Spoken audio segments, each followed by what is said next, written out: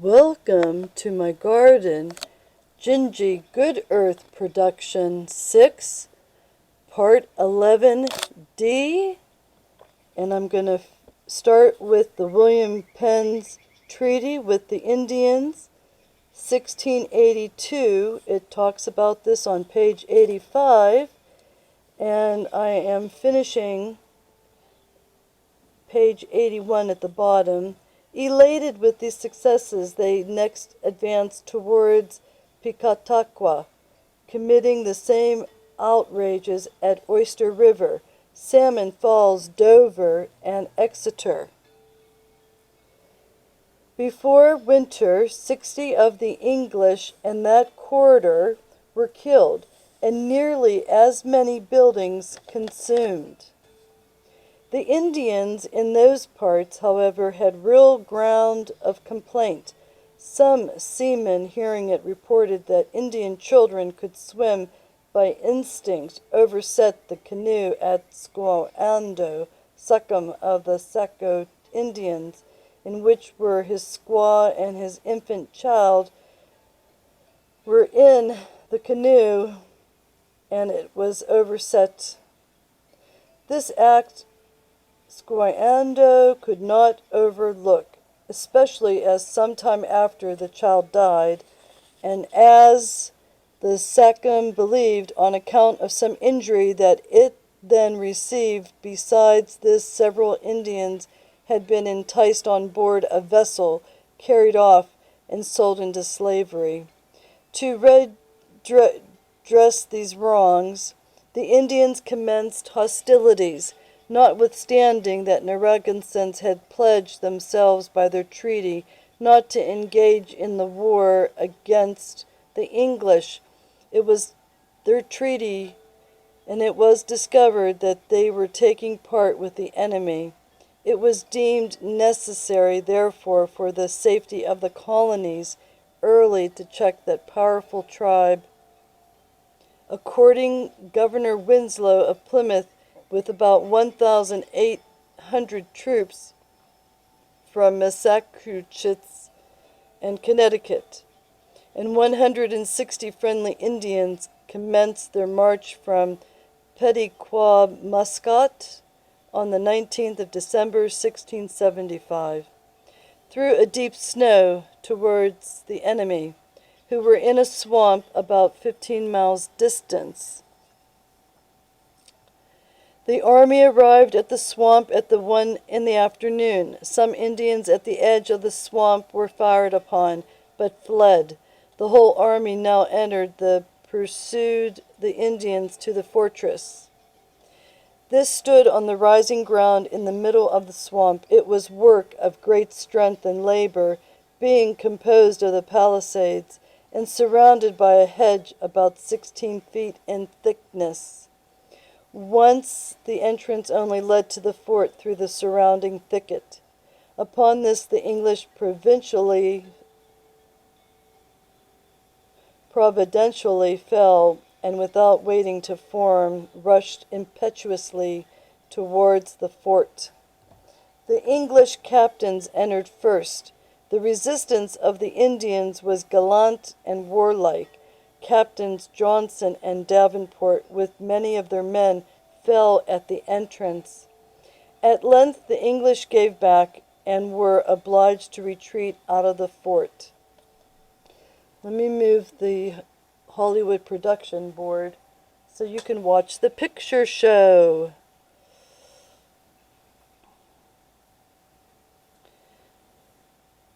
The resistance of the Indians was gallant and warlike. Captains Johnson and Davenport, with many of their men, fell at the entrance. At the length, the English gave back and were obliged to retreat out of the fort.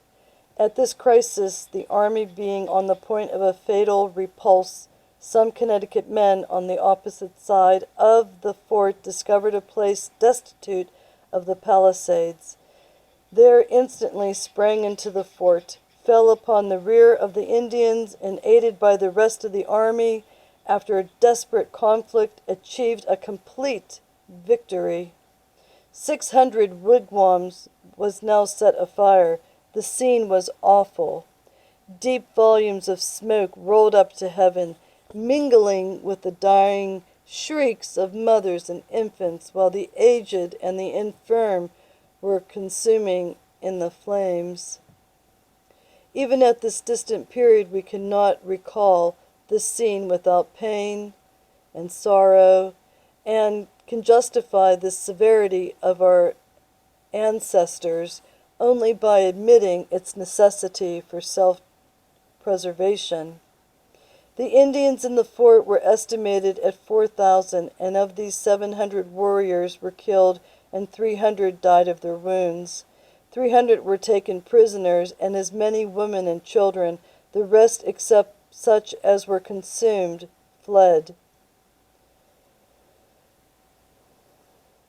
The victory of the English, complete as it was purchased with blood. 6 brave captains fell, 80 of the troops were killed, or mortally wounded, and 150 war wounded, who recovered. From this defeat the Indians never recovered. They were not yet, however, effectually subdued. During the winter they still continued to murder and burn. The towns of Lancaster, Medfield, Wyethmouth, Groton, Springfield, Northampton, Sudbury, Marlborough in Massachusetts, and Warwick and Providence in Rhode Island were assaulted, and some of them partly and others wholly destroyed. In March, Captain Pierce with 50 English and 20 friendly Indians were attacked, and every Englishman and most of the Indians were slain. In April, Captain Wadsworth, marching with 50 men to the relief of Sudbury, was surrounded, and all either killed on the spot or reserved for long, distressing tortures. War is hell.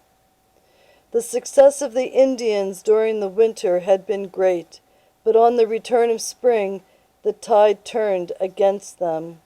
The Narragansett country was scoured, and many of the natives were killed, among whom was Conochet, the elder Sockham. On 12th of August, 1676, the finishing stroke was given to the war in the United Colonies by the death of Philip. After his fight from Mount Hope, he had attempted to rouse the Mohawks against the English. To effect his purpose, he killed at several times some of that tribe and laid it to the English, but his iniquity was discovered, and he was obliged hastily to flee. He returned at length to Mount Hope. Tidings of his return were brought to Captain Church, a man who had been of eminent service in this war, and who was better able than any other person to provide against the wiles of the enemy. Captain Church immediately proceeded to the place of Philip's concealment near Mount Hope, accompanied by a small body of men. On his arrival, which was in the night, he placed his men in ambush round the swamp, charging them not to move till daylight, that they might distinguish Philip should be attempt to escape. Such was his confidence of the success that, taking Major Stanford by the hand, he said, "It is scarcely possible that Philip should escape." At that instant a bullet whistled over their heads, and a volley followed. The firing proceeded from Philip and his men, who were in view. Perceiving his peril, the savage chief desperately snatched his powder horn and gun, and ran fiercely towards the spot where an Englishman and an Indian lay concealed. The English soldier leveled his gun, but it misfired. The Indian fired and shot Philip through the heart. Captain Church ordered him to be beheaded, and quartered. The Indian who executed this order pronounced the warrior's epitaph: "You have been one very great man. You have made many a man afraid of you, but so big as you be, I will not chop you to pieces. Thus fell a savage hero and patriot, of whose transcendent abilities our history furnishes melancholy evidence. The advantage of civilized education and a wider theater of action might have made the name of Philip of Mount Hope as memorable as that of Alexander or Caesar. After the death of Philip, the war continued in the province of Maine. Still, the spring of 1678, but westward the Indians, having lost their chiefs, wigwams, and provisions, and perceiving further contest vain, came in singly by tens and hundreds, and submitted to the English. Thus closed a melancholy period in the annals of New England history, during which 600 men, the flower of her strength, had fallen. 12 or 13 towns has been destroyed, and 600 dwelling houses consumed. Every 11th family was houseless, and every 11th soldier had sunk in his grave. So costly was the inheritance which our fathers have transmitted to us, neither was peace more welcome. For never had war been so, and that much more distressing. The whole population was mourning for their relatives slain. The colonies had contracted a large debt.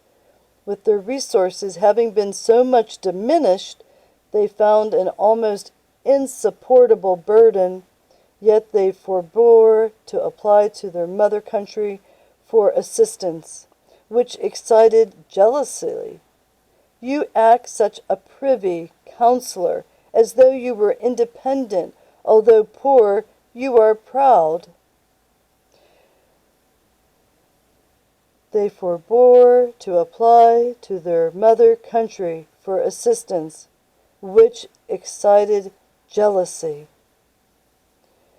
In 1680, it appears that there were 26 towns in New England, that the militia, including horse and foot, consisted of 2,507 men, and the annual exports were about 9,000 pounds. There were in a colony about 20 small merchants trading to Boston, New York, Newfoundland, and the West Indies, and the shipping consisted of 4 ships, three pinks, 8 sloops, and other small vessels, amounting to about 27 in number, the tonnage of which was only 1,050. The number of inhabitants was nearly 12,000. In 1682, East Jersey passed from Carteret to William Penn and 23 associates, mostly of the Quaker persuasion. In April, Penn published a frame of government, and that is William Penn. The chief object was declared to be to support power and reverence among the people. This year, William Penn laid out Philadelphia for his capital, which grew rapidly. In 1683, Penn held the Second Assembly in his new capital, presiding in the council. The lasting prosperity of Pennsylvania, the foundation of which must be traced to his wisdom and his benevolence, is an eloquent elogium upon his character. Elogium upon his character. Again, this year, William Penn laid out Philadelphia for his capital. In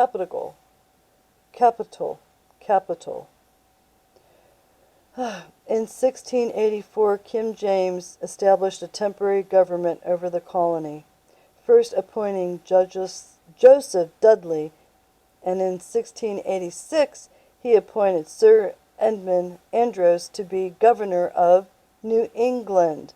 Sir Edmund had been governor of New York. and it was known that his conduct there had been arbitrary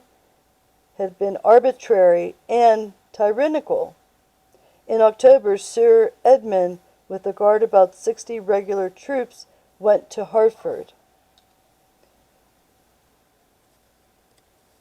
The assembly met, as usual, in October. The government continued according to charter until the last of the month.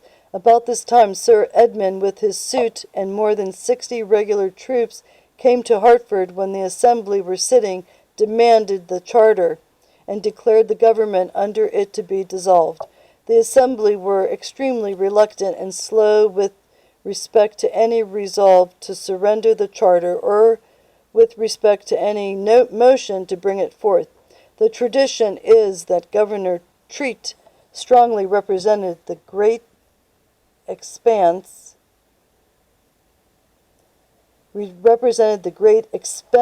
and hardships of the colonists in planning the country, the blood and treasure which they had expended in defending it, both against the savages and foreigners, to what hardships and dangers he himself had been exposed for that purpose, and that it was like giving up his life, not to surrender the patent and privileges so dearly bought and so long enjoyed. The important affair was debated and kept in suspense until the evening, when the charter was brought and laid upon the table, where the assembly was sitting.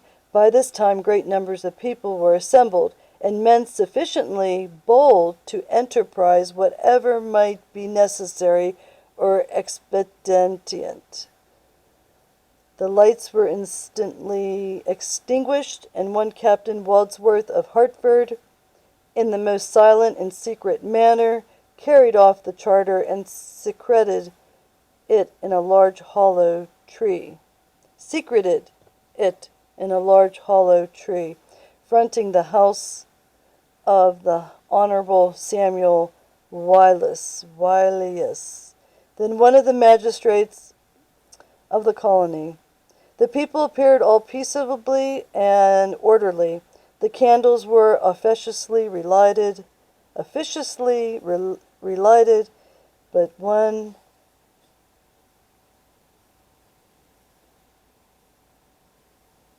the patent was gone, and no discovery could be made of it, or of the person who had conveyed it away. Sir Edmund assumed the government, and the records of the colony were closed in the following words. At a general court at Hartford, October 31st, 1687, His Excellency, Sir Edmund Andros, Knight, and Captain General and Governor of His Majesty's territories and dominions in New England, by order from His Majesty James of the Second, King of England, Scotland, France, and Ireland, the 31st of October, 1687, took into his hands the government of the colony of Connecticut, it being by His Majesty annexed to Massachusetts and other colonies under His Excellency government. Sir Edmund appointed officers, civil and military, through the colony according to his pleasure. He had a council, at first consisting of about 40 persons, and afterwards of nearly 50.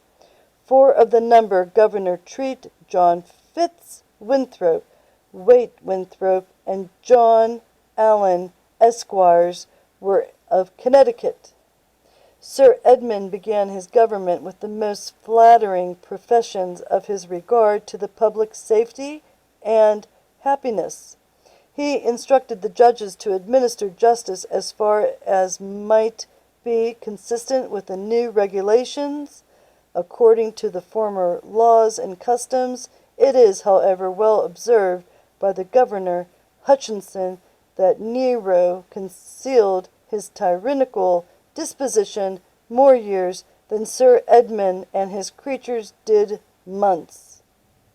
He soon laid a restraint upon the liberty of the press, and then one far more grievous upon marriage. This was prohibited unless bonds were previously given with sureties to the governor. These were to be forfeited in case it should afterwards appear that there was any lawful impediment to the marriage. Magistrates only were allowed to join people in the hands of wedlock. The governor not only deprived the clergy of the perquisite from marriages, but soon suspended the laws for their support, and would not suffer any person to be obliged to pay anything to his minister.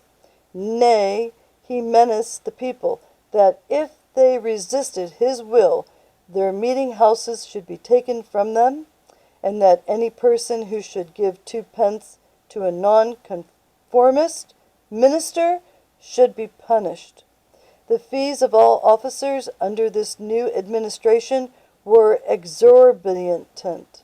The common fee for the probate of a will was 50 shillings. The widow and fatherless, how distant soever, were obliged to appear at Boston to transact all business relative to the settlement of estates. This was a grievous oppression of the poor people, especially of the fatherless and the widow. Sir Edmund, without assembly, nay, without a majority of his council, taxed the people at pleasure. He and Randolph, with 4 and 5 others of his creatures, who were sufficiently wicked to join with him in all his oppressive designs, managed the affairs of government as they pleased. But these were but the beginnings of oppression and sorrow. They were soon greatly increased and more extensively spread. In 1688, Sir Edmund was made governor of New York as well as of New England, and the same kind of government was exercised in that department. As the charters were now either vacated, surrendered, or the government under them suspended, it was declared that the titles of the colonists to their lands were of no value. Sir Edmund declared the Indian deeds were no better than the scratch of a bear's paw. Not the fairest purchases and most ample conveyances from the natives, no dangers, disbursements, nor labors in cultivating a wilderness and turning it into orchards, gardens, and pleasant fields, no grants by charter, nor by legislators constituted by them, no declarations of preceding kings, nor of his then present majesty, promising them the quiet enjoyment of their houses and lands, nor 50 or 60 years undisturbed possession, were pleas of any validity of consideration with Sir Edmund and his minions. The purchasers and cultivators, after 50 and 60 years' improvement, were obliged to take out the patents for their estates. For these, in some instances, a fee of £50 were demanded. Writs of intrusion were issued against persons of principal character who would not submit to such impositions, and their lands were patented to others. Governor Hutchinson observes with respect to Massachusetts that men's titles were not all questioned at once. Had this been the case, according to the computation then made, all the personal estate in the colony would not have paid the charge of his council in the most arbitrary manner, fined, imprisoned numbers of the inhabitants of Massachusetts, and denied them the benefit of the act of habeas corpus. All town meetings were prohibited, except one in the month of May, for the election of town officers, to prevent the people from consulting measures for the redress of their grievances. No person, indeed, was suffered to go out of the country without leave from the governor, lest complaints should be carried to England against his administration. At the same time, he so well knew the temper and views of his royal master that he feared little from him, even though complaints should be carried over against him. Hence he and his dependents oppressed the people and enriched themselves without restraint. The most humble petitions were presented to his majesty from corporations of various descriptions, beseeching him that the governor's council might consist of none but men of considerable property and lands, that no act might be passed to bind the people, but by a majority of the council, and that he would quite his good subjects in the enjoyment of all property, in homes and lands. But in the reign of James II, petitions so reasonable and just could not be heard. So we'll end it there at page 89. And I want to show you another lithograph ink picture. It's the capture of Quebec and the death of General Wolfe, September 12th, 1752. Okay, so here's the picture. I might have to put some light on this.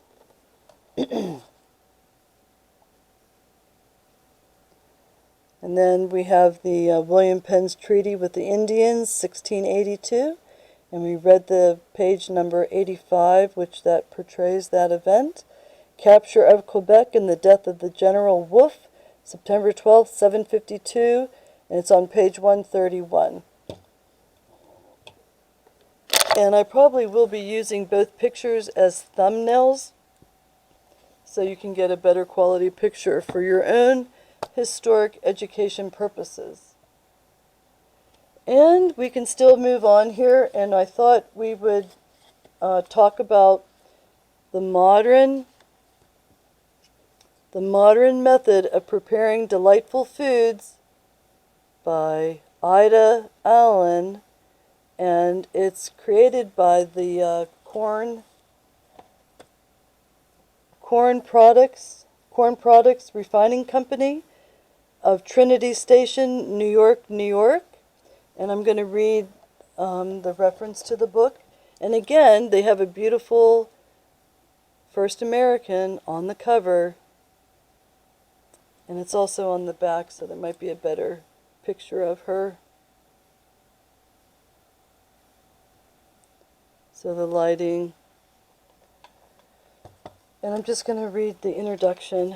Our object in selling Miss Ida Bailey Allen's new book, The Modern Method of Preparing Delightful Foods for the Exceeding Low Price of 10 cents, which does not cover the cost of printing, wrapping, and mailing, is to help every housewife prepare delicious and unusual dishes for all meals.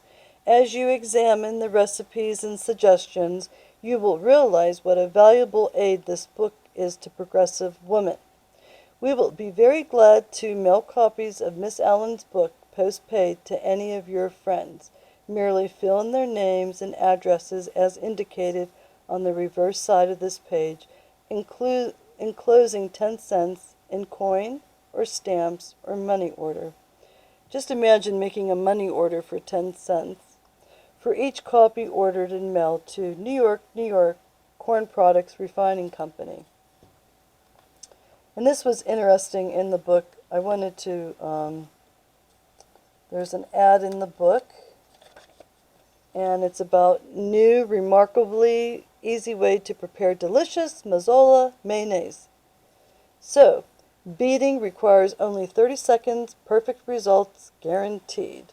And there's a picture of Mazola mayonnaise preparation. It's a real cute picture of a vaudeville lady, because the book was written in 1929. This is the new Mazola mayonnaise recipe that has amazed thousands of housewives.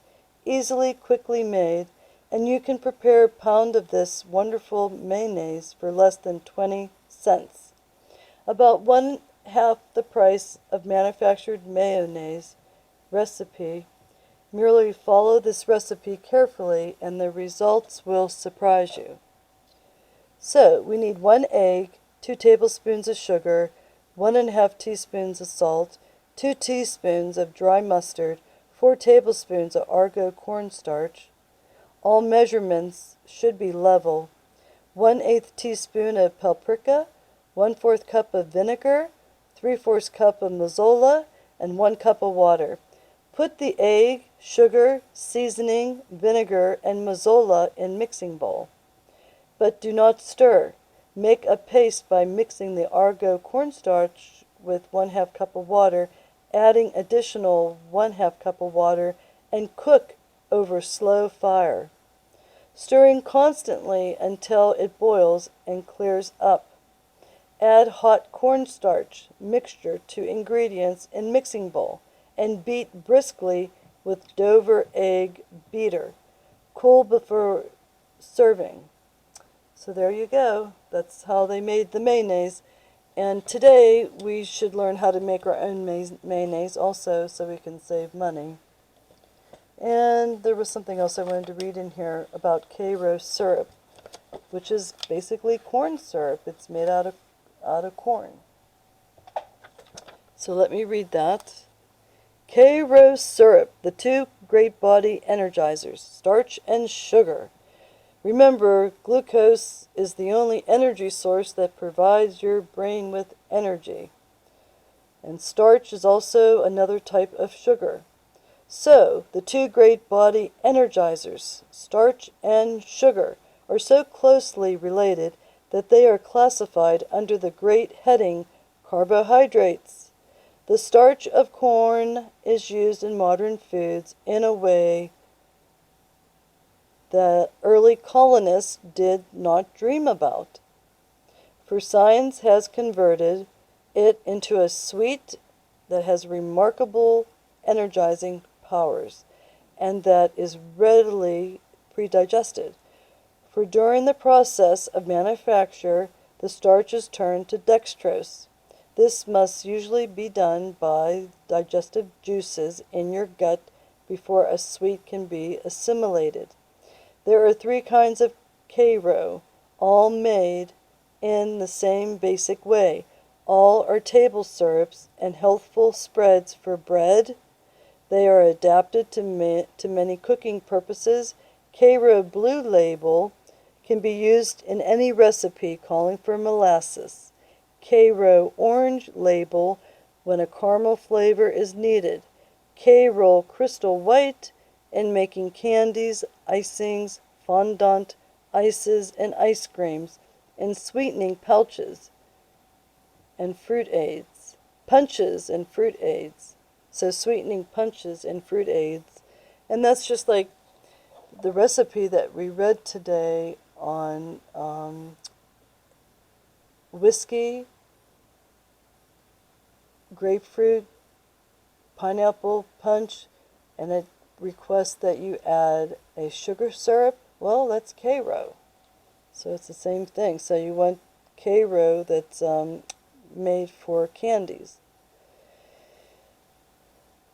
Karo Crystal White in making candies, icings, fondant, ices, and ice creams, and sweetening punches and fruit aids. There is a Karo syrup to use whenever a sweet is needed. It satisfies the natural craving for sweets without overtaxing the digestive organs.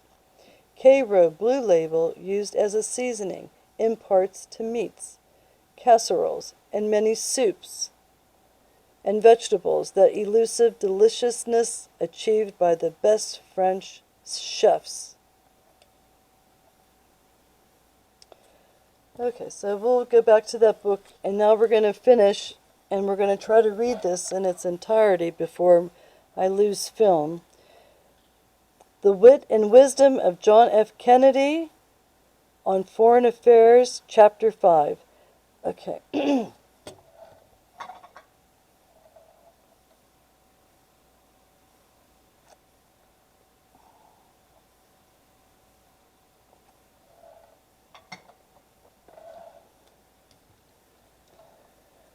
Let every nation know, whether it wishes us well or ill, that we shall pay any price, bear any burden, meet any hardship, support any friend, oppose any foe, to assure the survival and success of liberty.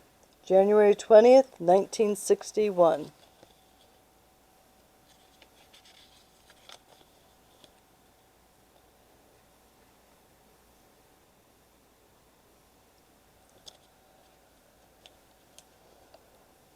To the peoples of half the globe struggling to break the bonds of mass misery, we pledge our best efforts to help them help themselves, not because the communists are doing it, not because we seek their votes, but because it is right.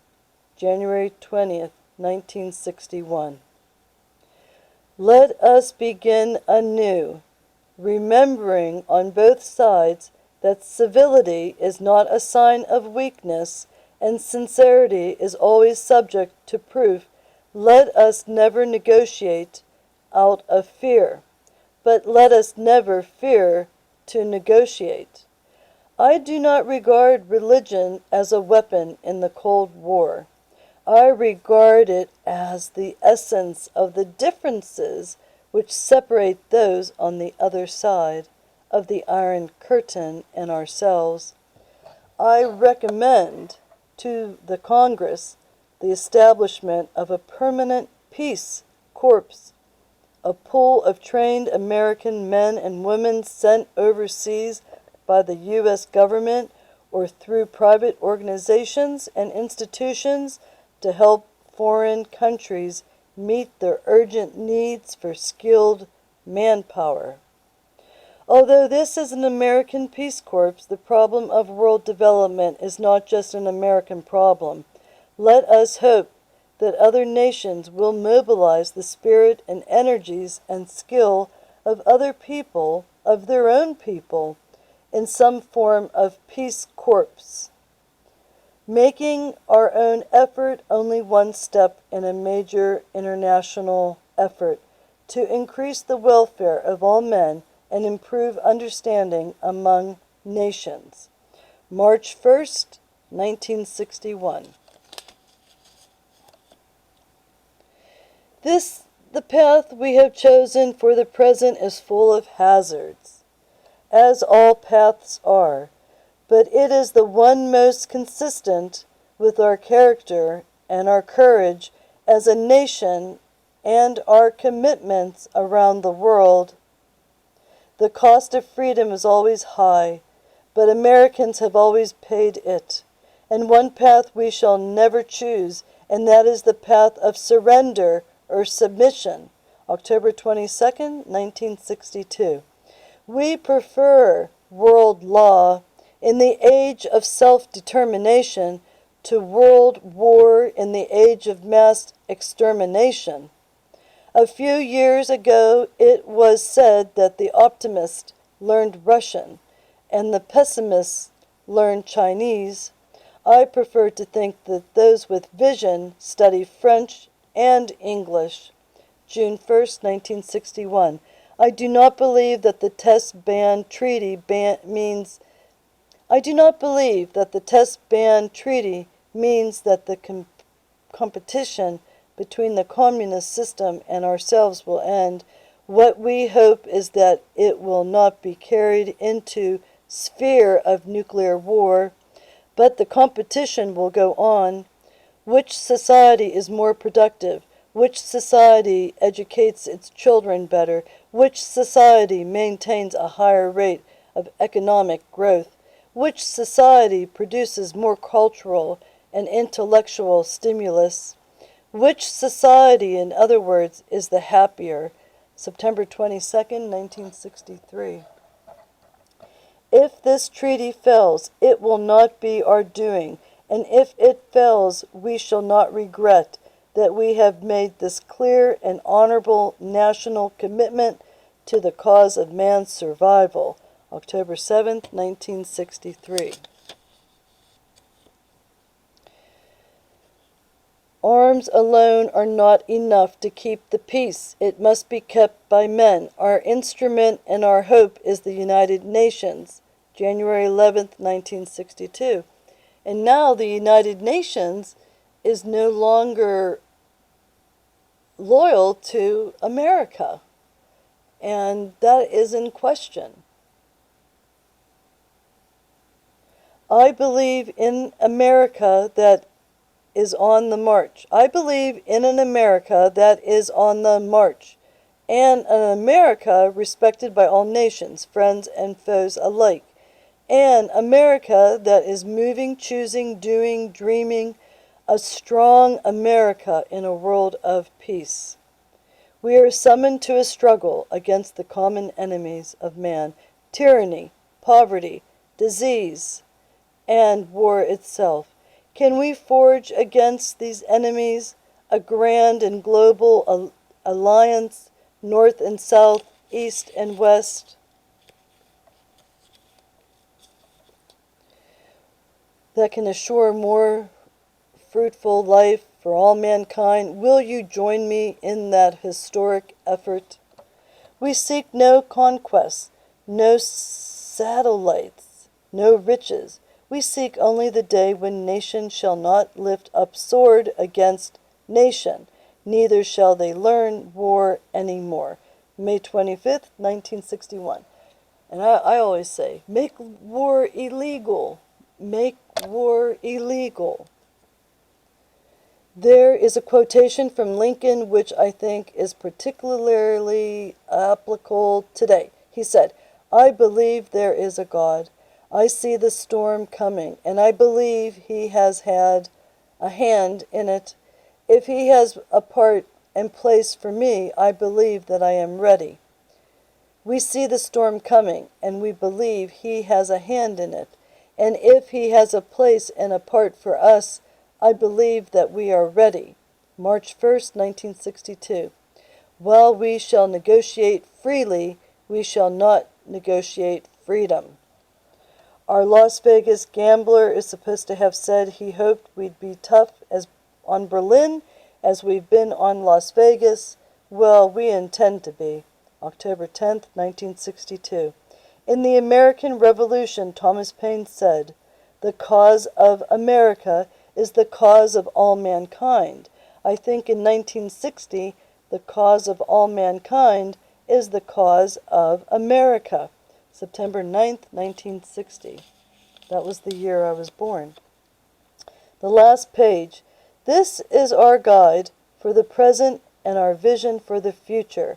A free community of nations, independent but interdependent, uniting north and south, east and west in one great family of man, outgrowing and transcending the hates and fears that rend our age.